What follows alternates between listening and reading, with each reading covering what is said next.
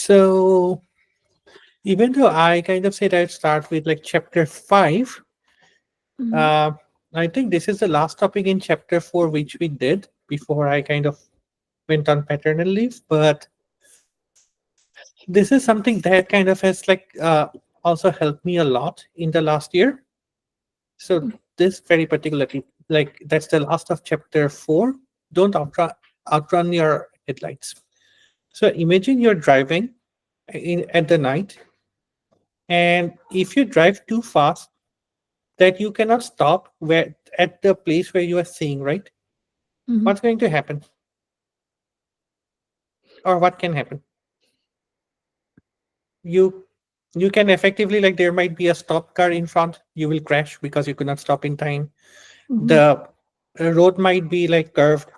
You just go out of the road. A lot of things can happen if you try like go too fast. So how does it relate to software engineering? We try to basically do things to like which maybe, oh okay, this might be a requirement that can come in this. We will think that, oh okay, these are the ways the system might evolve, so let's design it so that like it can accommodate like all of them. Mm-hmm. What happens then? In my experience, it just becomes like the code becomes unnecessarily complex than it Yeah. has to be. And how many of those assumptions actually end up being true at the end of the day? Not a lot. Not a lot, right? So that is exactly what, like, at least we used to do. But in the last year, what I did is like whenever we would have like a epic or anything that I would be handling, I would like say, oh, okay, see, these are the only things we know that's like absolutely required. Let's restrict our like epic to it. And then like let's be agile, get the feedback on like, okay, let's get a feedback.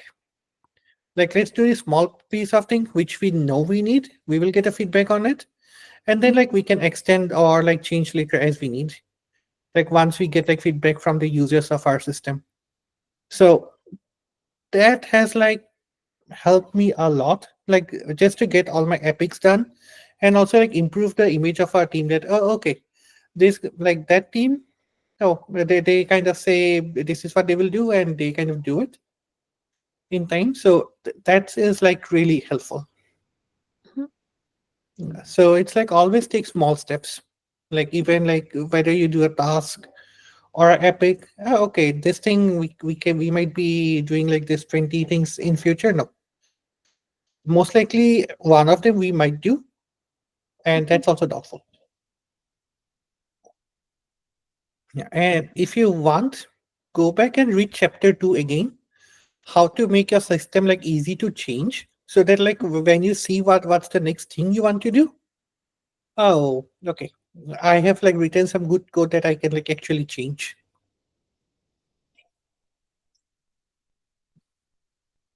Yeah. And this part, black swans, the thing is, the faster you move, the more you will run into it. So black swans is like things that can be like very rare bad occasions, but they happen. So for example, let's say we had something recently. So we had like a production bug and we wanted to roll out a fix. And our code and like our build system runs off GitHub. And then GitHub went down for like 3 hours and we could not do anything. We could not run a build, we could not do anything. So always like think about, oh, this thing cannot happen, or like it's nah. AWS says it has like 99.9999% availability. Oh, now where, assume Murphy is always there. Like that 0.1% that's unavailable, that will be when you need it. So always like plan for that.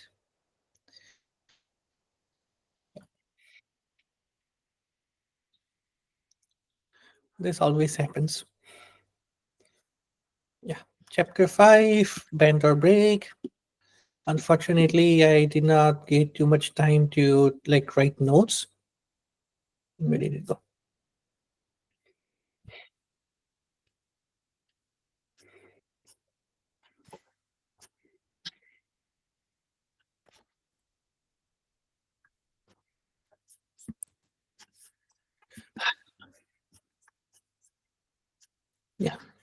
So what does bend or break mean? Basically, like let's say during a strong winds, if like it's a really strong, a tree that cannot bend usually breaks, but like a weed or something that you just like bend over, they would usually survive the nice like storm many times.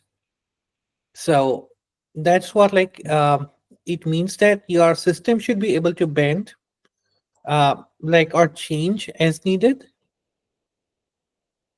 and like not break. So many times like you would be working in code bases that's like, oh, our assumptions did not end up being true, can we change it? Oh no, the only way we have is to move forward. So let's put it in this way.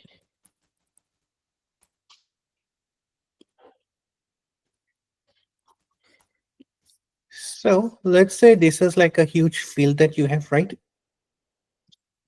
uh, I don't know how to do it, but yeah. So this is a huge field. So either you can make your roads here something like this, that you have one road here, here, like you're trying to go to different places. You can like create a structure something like this, like which is very lightweight. And like, oh, I messed up. This now my target is here. I can basically make a point from here to here. The more you over engineer, what you create is not this, but this. So this is like a you are creating a highway, then you are having uh,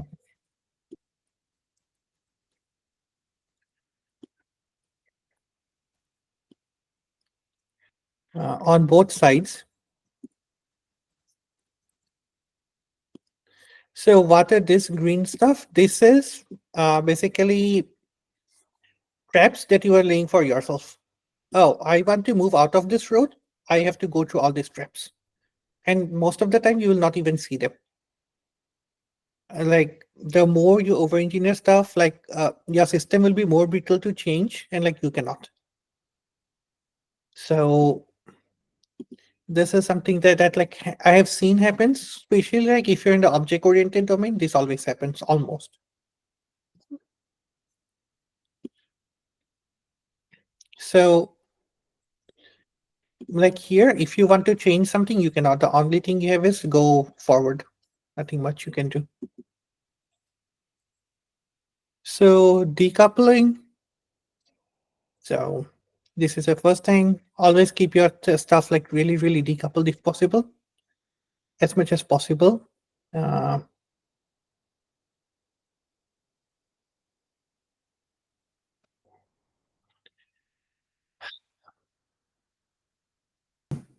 Hi Bikram, can you give me an example of decoupling? Like, what do you mean by decoupling? yeah, I am coming to the. Give me 1 second. I don't know why these images are not loading. Let me try to get it from the book and like send it across, if that's fine. Okay.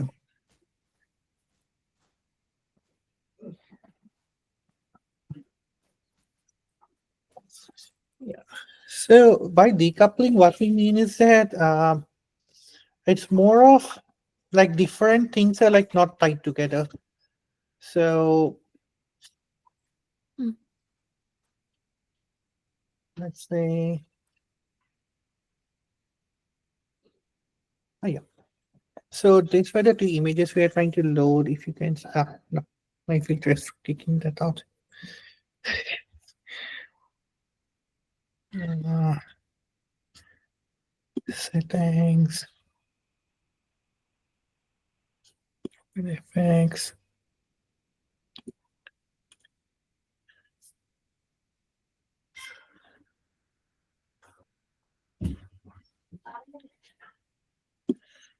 Okay. And can you see this Yeah. images? Yeah. So this is like more of the first one where like it's everything is like tied to each other, the top one. So it's really hard to basically change a single piece without like having to impacting anything else. Mm. The second image is like something that okay, you can change one part, but like it most likely won't affect the other parts. Mm. So that's the kind of structure that's so like the more decoupled stuff for. So if you want to, so Ankit, have you worked on microservices? Yeah, I have like some knowledge about it. Okay, so what do Actually, you work on? that's what I had a question about. Like, is it related to microservices? Because we try to decouple as much as possible in microservice, Yeah, but it's not like fully decoupling, right? You, yeah, you no, still so need to call different services. yeah, you can never get like fully decoupled systems, but like the more like less dependent each system is on the other, the better it is. Especially like for systems that are like not necessarily you don't need the results right now. So for example, let's put it this way. In Amazon, when I place an order, right, the payment is in a way kind of decoupled because I would sometimes get like after an hour a email saying, "Oh, the payment did not succeed. Something went wrong. So can you please retry?" So that kind of happens. So if I have seen like a lot of places where you can think of like you cannot decouple stuff, but you still can till an extent. We will be coming into some examples here.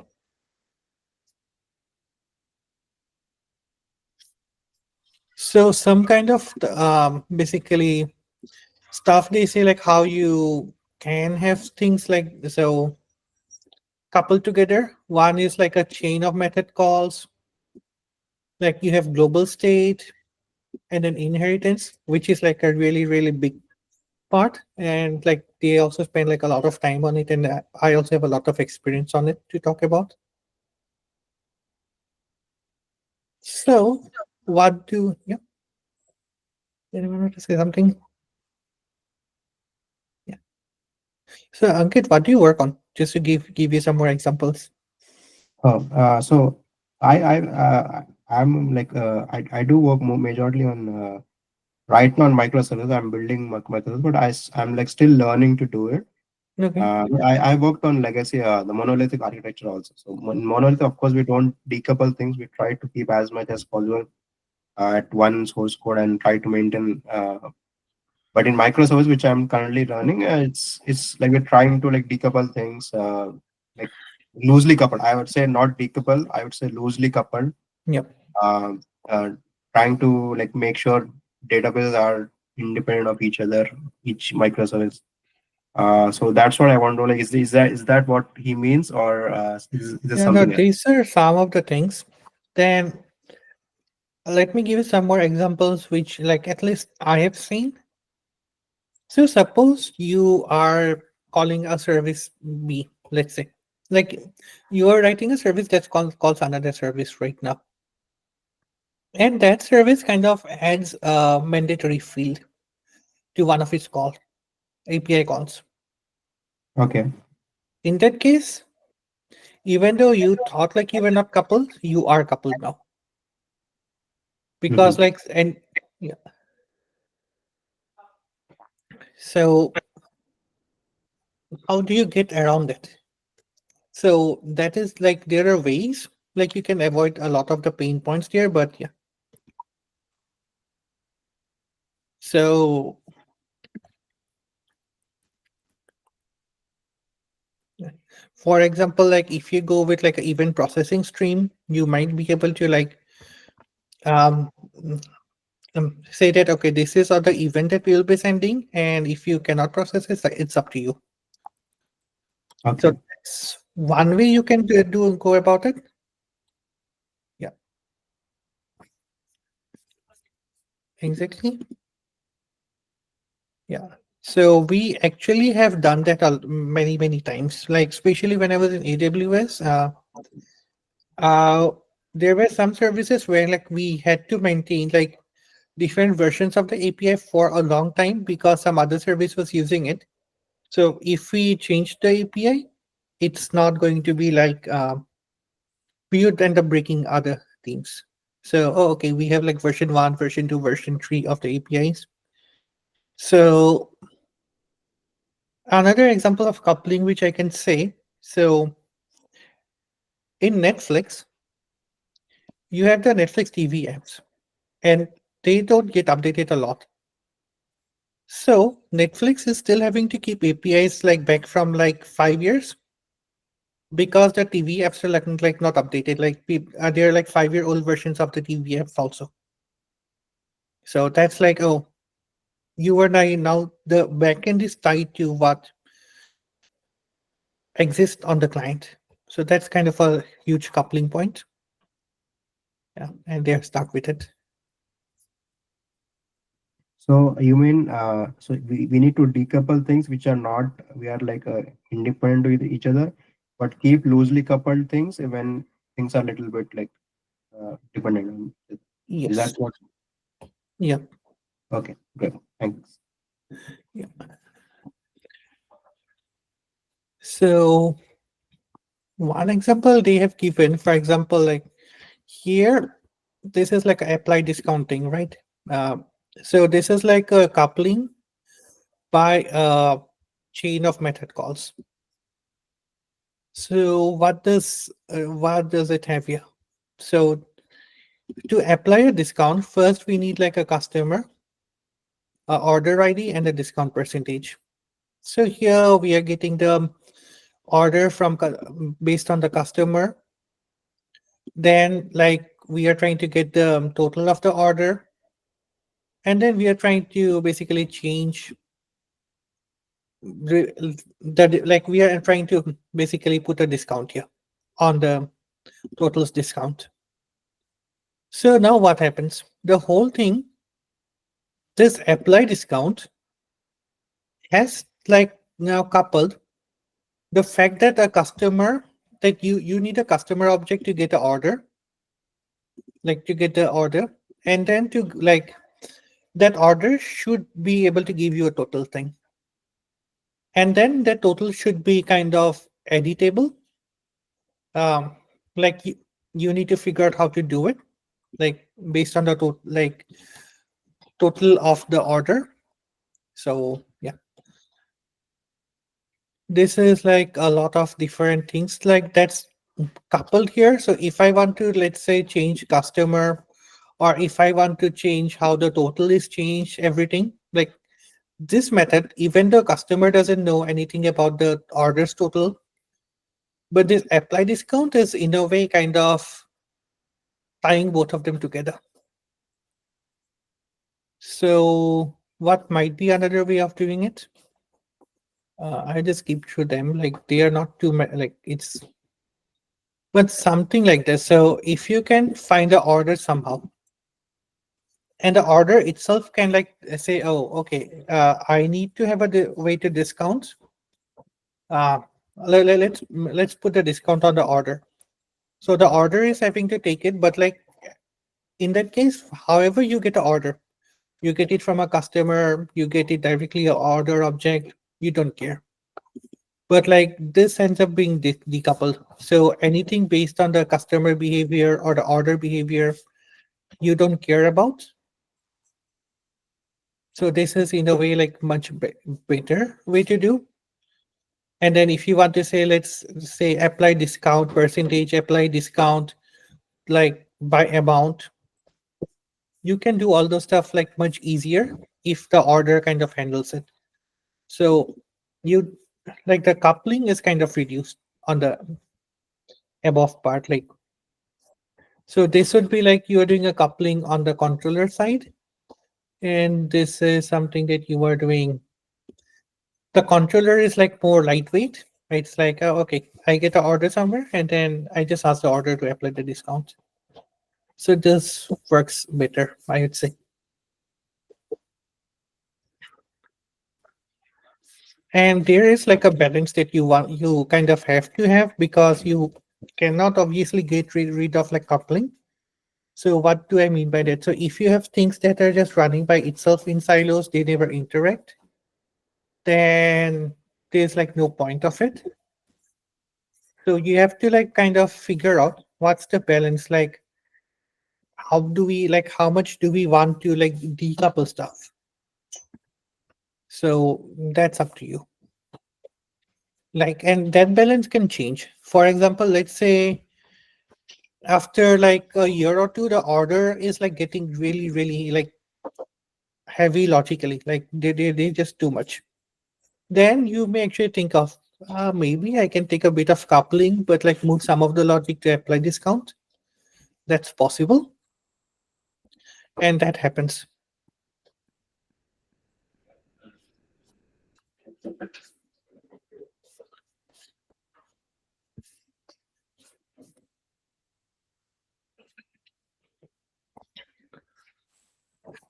Yeah, and this is a law of Demeter, which we did study a long time back in college. But like if there is like a class C, any methods in that should only call other instances of like. So you just don't like go out to things like you don't have access to, but it's like in most languages right now you have to follow it anyway. Like you don't have an option of not doing it.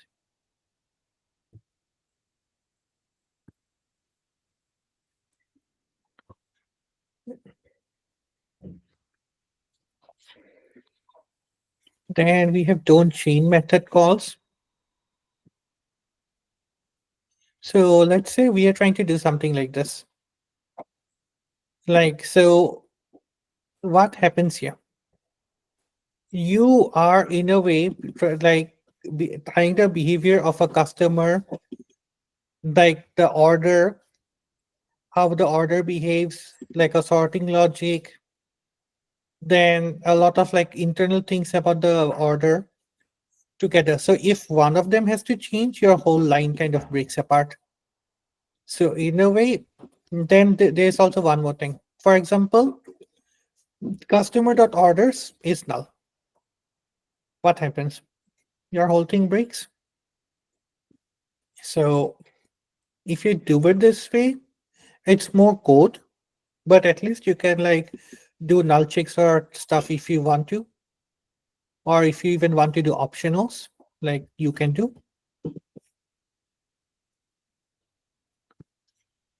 But if there's an exception, for example, let's say you are working with like the languages standard library, you can do stuff because most likely they will not change.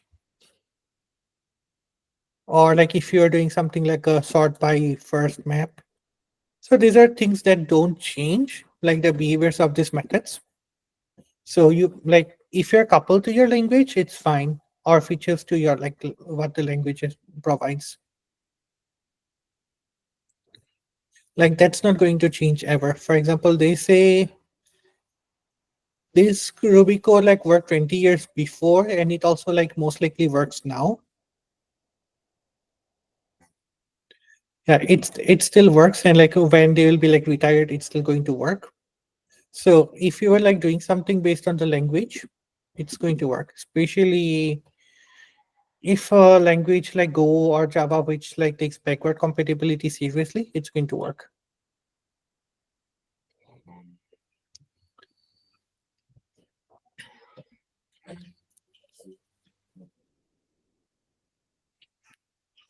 And this pipeline we will be talking about later.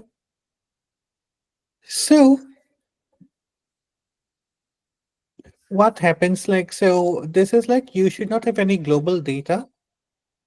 So let's say if you have like any global state and which anyone can change, then like everything is coupled together. For example, let's say let's get rid of this.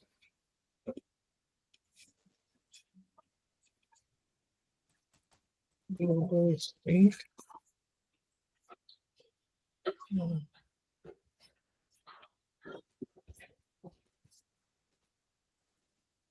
Hold on. One,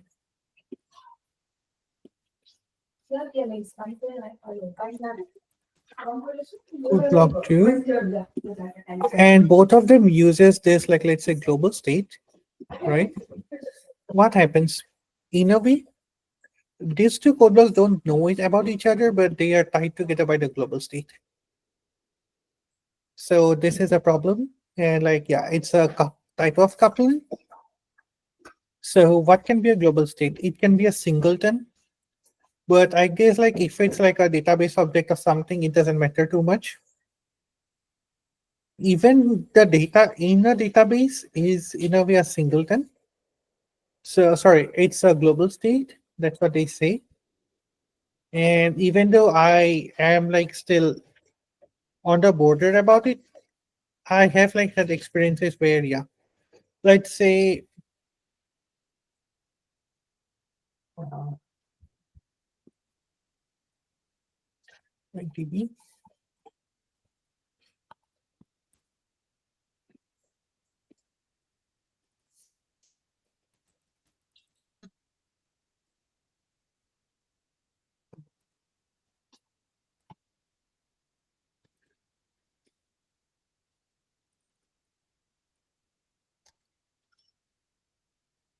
and then you have something like this, and both of them like access the same database.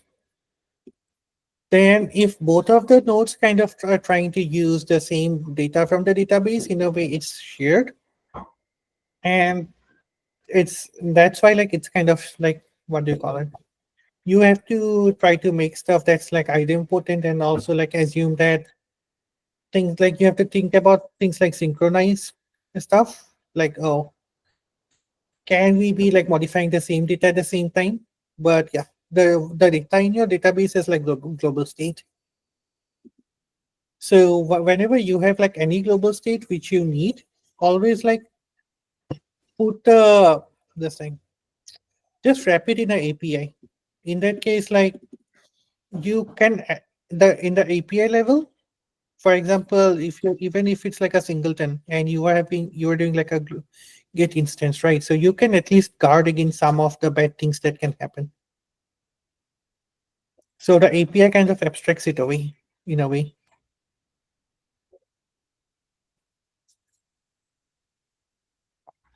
I would go to the inheritance section later, which they have like a huge section on, and then I also have like a lot of experience with it.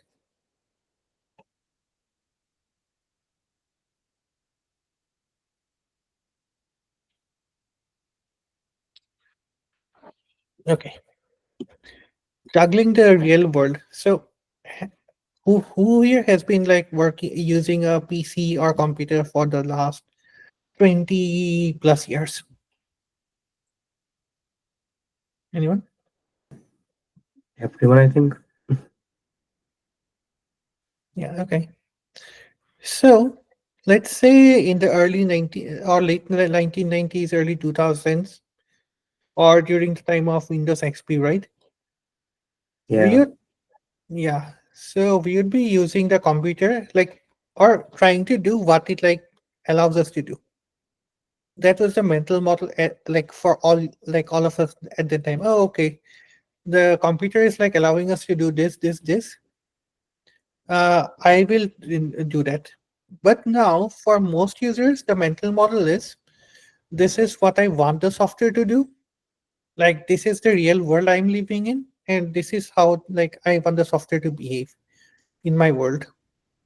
So the expectation is has flipped from the user, I would say.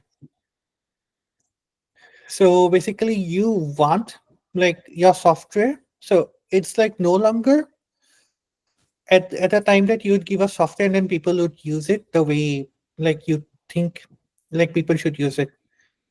As of now, you have to kind of figure out how a customer is going to or a user is going to use it, and then like make a software for that. So one of the easier ways to kind of do it is like if you do like an event processing model. For example, let's say anything can be event. You click on something, you do something. Like a stock price gets updated somewhere, like even a time, like every second you can consume, think of like for things like, let's say, someone who is doing like a trading kind of platform, like doing currency trading or forex trading. Every second for them is like an event, because they have to like figure out, oh, okay, did the price of something change? This like did any new news come in?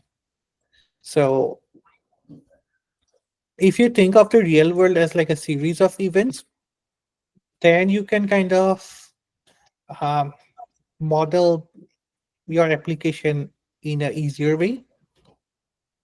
So some ways are like finite state machines. Um,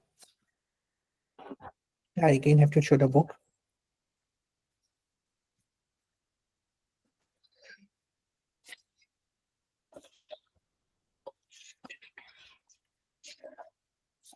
So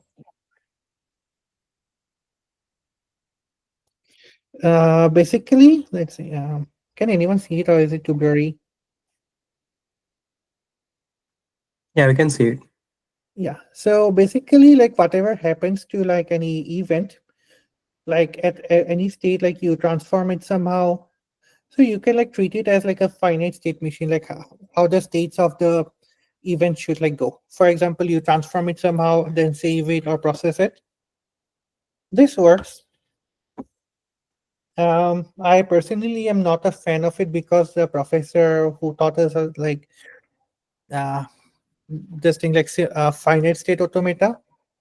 Yeah, he kind of just burnt our enthusiasm about it.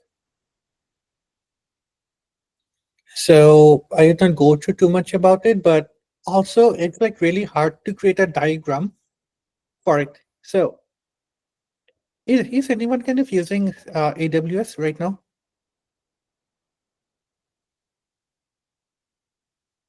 Yep. So have you used AWS state machines? No, no, I didn't.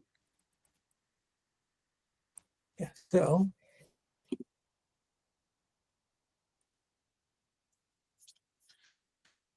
yeah. So sorry, not step machine. Yeah, the step function of AWS. So you can basically do something like what you want with your data to be processed. Like you create a flowchart kind of like different steps of like what happens, like and based on different criterias, what should happen, like how the flow of your data should go through. So this is one of the state machines that is actually used a lot in production right now. So yeah, that that happens. Then let's skip the observer pattern because the publish subscribe is like already like the more advanced version which always gets used. But if you want to use like a state machine, look up like AWS step functions. Especially like if you were doing like a data engineering kind of stuff, uh, or even like normal APIs, you can like make it in step function. Yeah, step functions are expensive, but like if you're doing data engineering, it's well worth it. Hmm.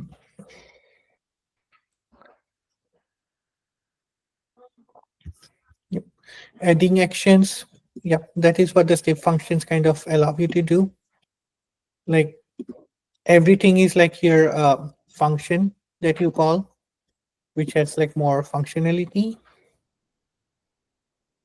What's the time? We have 20 minutes, right? So I'll just spend some time on the publisher subscriber model and then go to inheritance.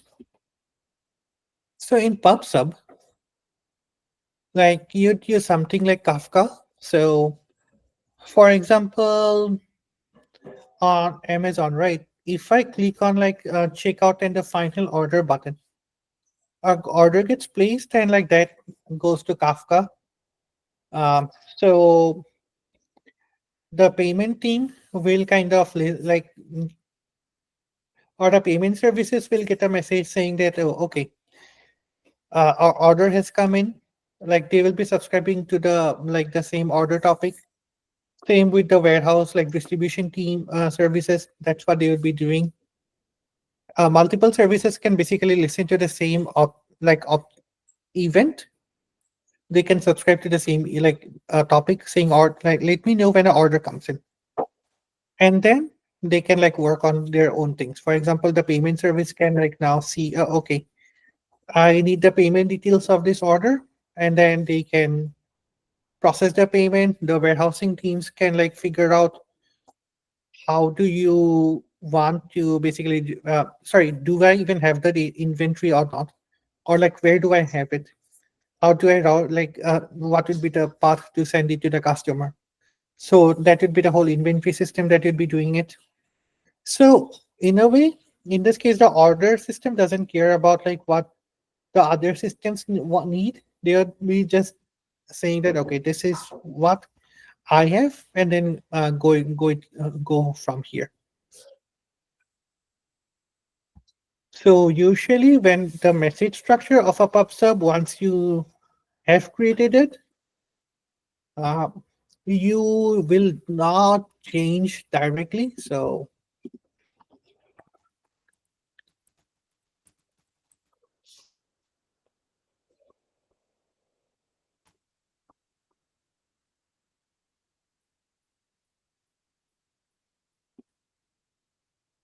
there are some rules about when you are creating a message, right?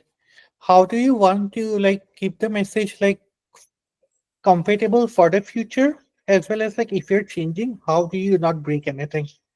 So this is like a really good resource. Like just check how gRPC does the changes.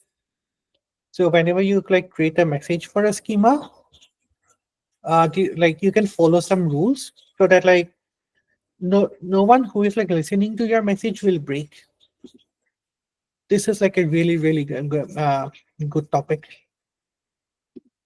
Like if you're doing like any message based, like you may not be using gRPC, you may just be creating like JSON messages, which is also good in a way. But like if you follow the say like those rules about how you want to structure a message, it's good.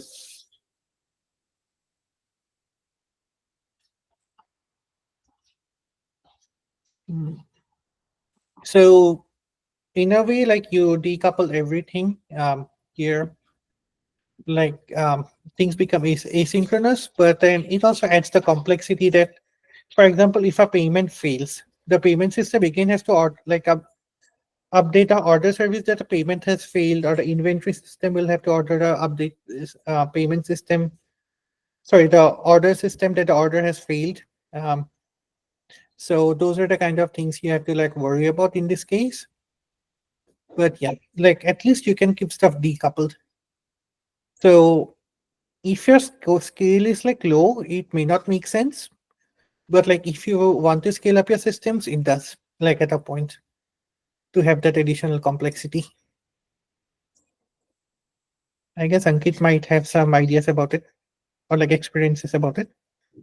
Yeah, I did use a RabbitMQ in Yeah. my current work. Uh, yeah, but yeah, I mean, it's a very good technology. Like it's very easy to decouple things over Yeah. there. Uh, yeah, Yeah. But the moment you decouple, you also add the additional flows of like what happens if something fails, right? That yeah, will yeah, fail. yeah. Yeah. That's true. Like I mean, mainly thing is like if someone publishes any message on to the bus, Yeah. on the queue, sorry, not bus. Yeah. And if suppose a consumer doesn't accept it or somehow consumer fails, then what happens to the bus? Like we need to handle those conditions, right? Yeah. Yeah. So, And yeah, that's true. And I would say like at least the question I kind of get from a lot of people is why do you want to add that additional complexity? It just like helps teams to move independently of each other, like not step on each other's toes.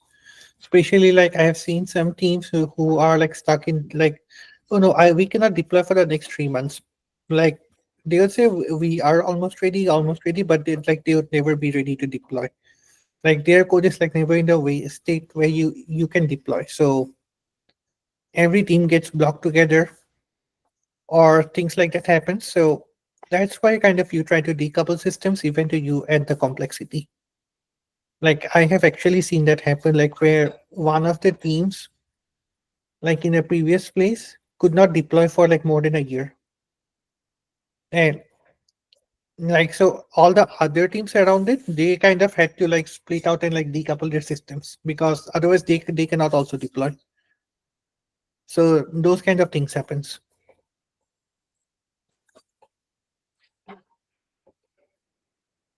Yeah. Then the other thing is you can kind of like this goes more into like if you're doing functional programming, you can like think of your data as like a stream. Uh,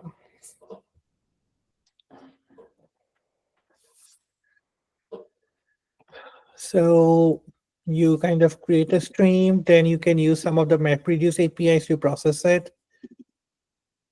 So this is like really good for like people who use MapReduce um, or like other functional like programming paradigms. But yeah, that's good in that way.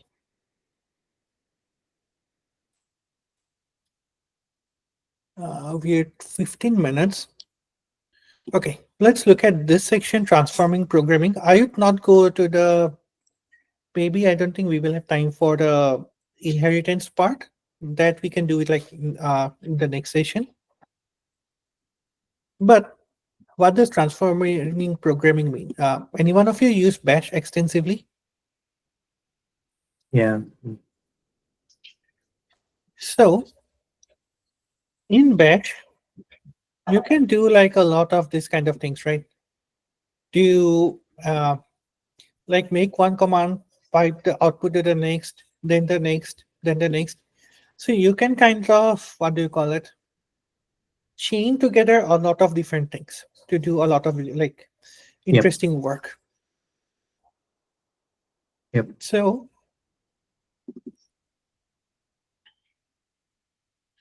uh, if you want to do it as a, I can have to go to the book.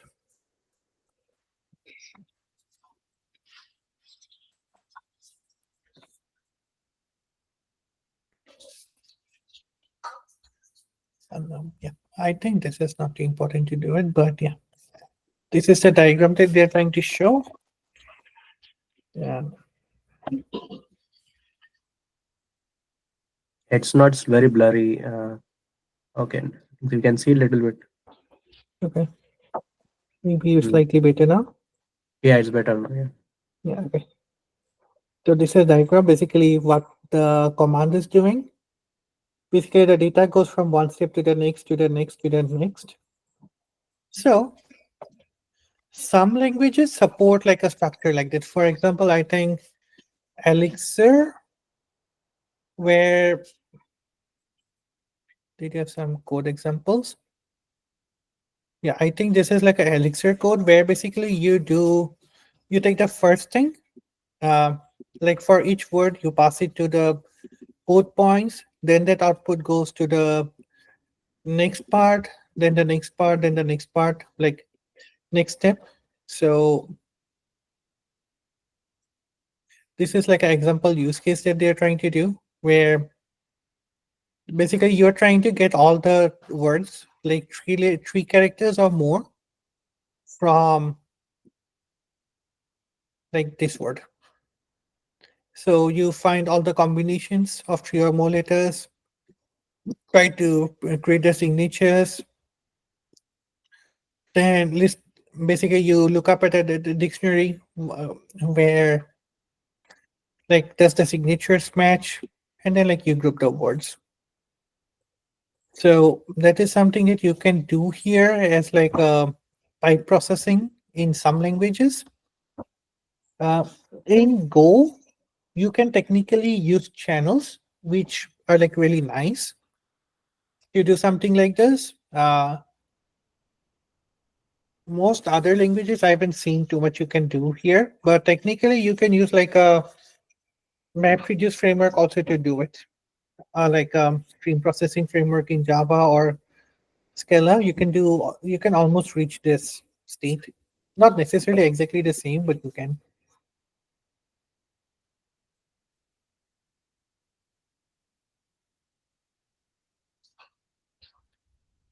So yep. Some languages have it. I think JavaScript is also about to get something like this that they were working on. I saw a couple of years back where you can like pass the data, like pipe the data. But if so, I had like in one of my previous places one guy who kind of created a lot of different like small utilities for his team, like so that like they can analyze their logs and stuff. And so they were like bunch of like executables you can do, and like he would also do like bash kind of processing that like he would send the data from one to the other, like because in Java you cannot do a similar pattern. Like you cannot do a pipe directly, but then if you have like multiple Java applications, then you can. So he kind of did using bash, like create Java applications and then pipe them using bash. So that was something really fun.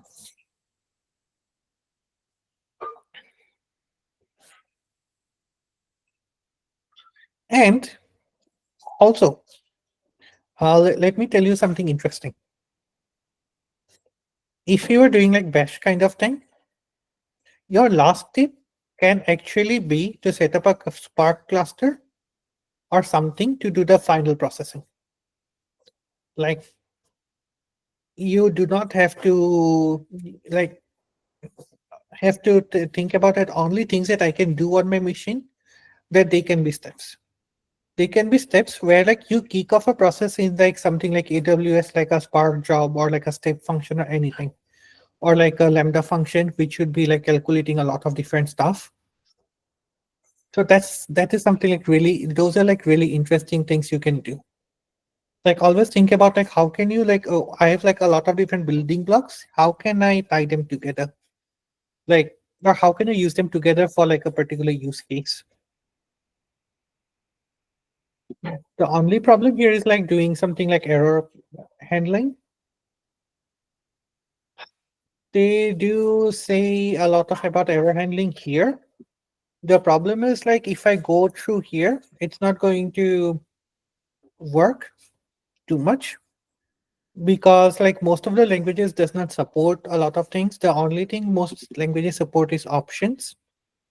Like you can have like an optional type where you pass the data. So optional type, like you can then the next step can say, okay, does the option has like a actual data or does it have an error? So that like, do I need to process stuff or like, oh, the option doesn't have anything? Oh, okay, let me not do anything. I just like show the error. So this is something you can do, like use the option as like your input. Uh, in Go, yeah, you can technically everything is option in a way if you think about it. Then if you look at some other languages right now, I think what was it? Swift, maybe, where you can use an exclamation mark to like throw an error.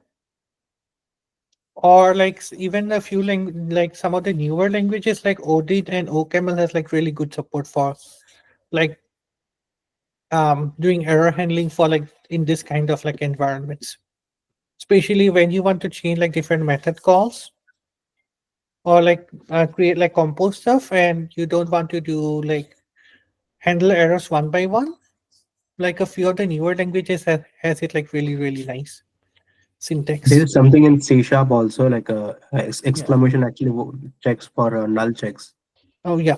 Null, yeah, null, not empty, and like empty and null checks. Yep. Yeah, And in if you were doing Go, it would be just like a bunch of like if ER are not equal to null. But yeah. yeah, yeah. So a lot of like this is one language with like one part where it doesn't make sense to go too much into depth. But remember,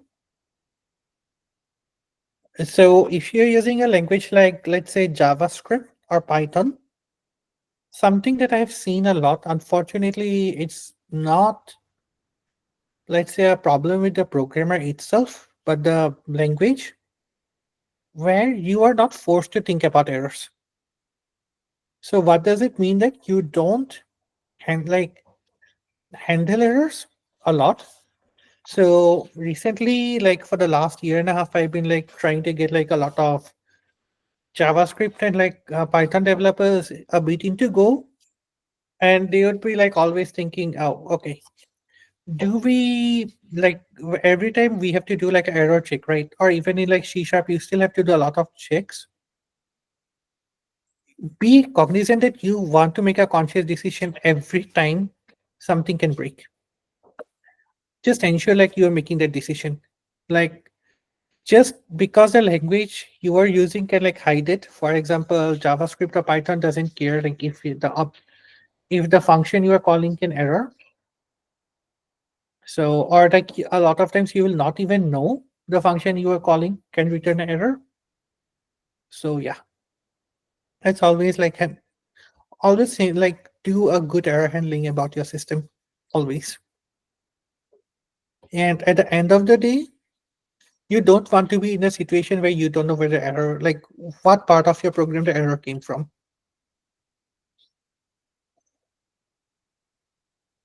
I think we have just 4 minutes. Any questions, anyone? I don't want to start anything new.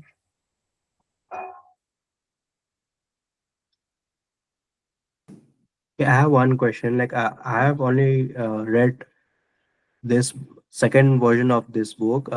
Has anyone read the first version? Is it like worth reading the first one, or just second version is enough? I think the second version is enough. I did not go to the first version. So they did Okay. not change much. They just updated the stuff. Oh, is it okay? Yeah. Okay. And this is the one book where the audiobook they did like a really, really good job in. Oh, really? Okay. Yeah, like the way they describe all the images and the code, you can actually understand it, the audiobook. Some of the other like audiobooks, for example, system architecture, they, they Mm-hmm. they did like a really poor job of like converting the book to audiobook. Mm-hmm. Yeah. Okay.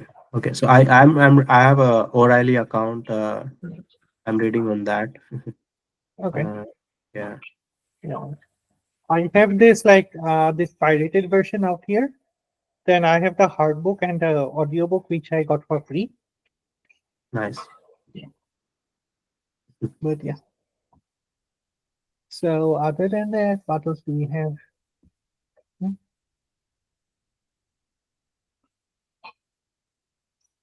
And if you guys are like want to think about like what features new languages have, try to follow some of the YouTubers who like explore a lot of different languages. They do a good job.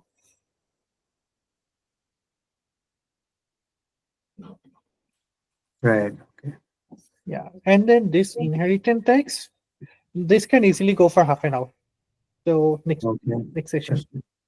Yeah, I also want to know like what some of you like what happens with me, right? Once I read a book, right, I will remember it for a few months, couple of months maybe, and I usually forget things. Like, so do you Okay. guys like how do you remember it? Do you reread the book or do you make some like notes or something like that? So I kind of have my own notes out here. I Mm-hmm. still need to make it for like chapter 3, 4, and 5. Okay. But I started with chapter 2. Chapter 3 notes are like not good. Like I have Mm-hmm. them basic, but those chapter 3 wasn't like a note taking chapter, you can say. Right. But the way at least I try to do is like have some cheat sheets of all the tips, right? Mm-hmm. And then I try to basically see what the pain points that I'm having in my current job are, and then like Mm-hmm. try to see like go back to the book to see how can I like resolve it. So the two books that I am like currently focused on like actually getting into practice. One is this, and the other is Effective Go because that's what like we use just so that I can clean up the code. Mhm. So sometimes it takes like a few months of practice to get things right. But once you Mm. do, yeah. Okay. Yeah, I would say just make a habit of like, oh, okay, this is some new stuff that I have learned. How do I use it in the work that I have? Like, okay, this seems relevant that I should be using it. Let me start using it. So if you Mhm. start using it, then like you will start remembering stuff. Like you will ingrain them like as a part of your habit. Okay. Okay. Yeah, that's a good idea. For example, I have like started ingraining some of the stuff I have learned from the like L4 to L5 course and the uh, code quality course of Alex. Mm. Yeah. For the L4 to L5, the way I'm thinking about it is let me take at least two of the things which he said, which are the most impactful things. Let me make them a part of my daily routine. And then I take the next two, like once they are part of the daily routine to like, okay, now let me do this and this and make them a part of my daily routine. I think that's the way.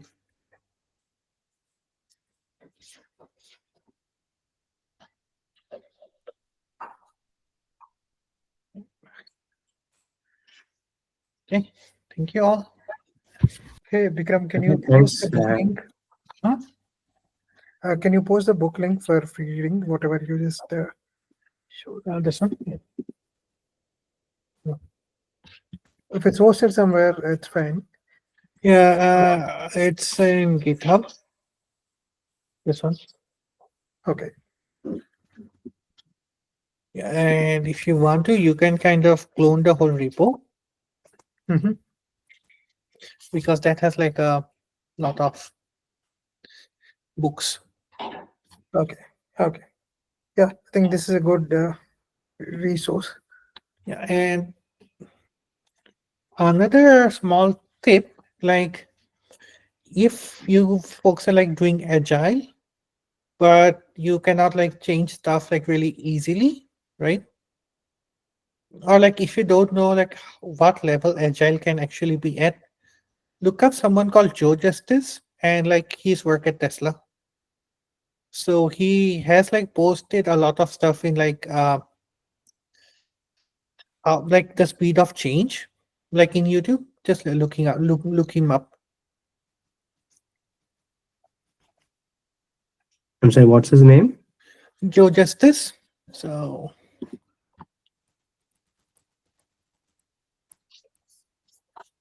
uh, Justice as in JUSTIC, right? yeah,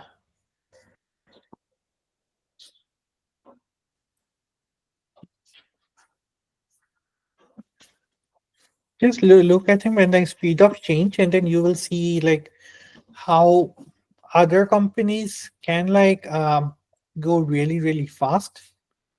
Like especially yeah, this one was like really nice, but yeah. Okay.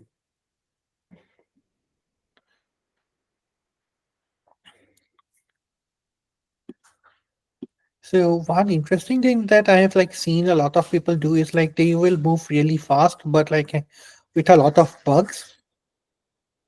And then like users will be like, hey, I don't want to use a buggy app. And then like users don't use it because like there will always be someone who will be making like implementing the same feature but without bugs.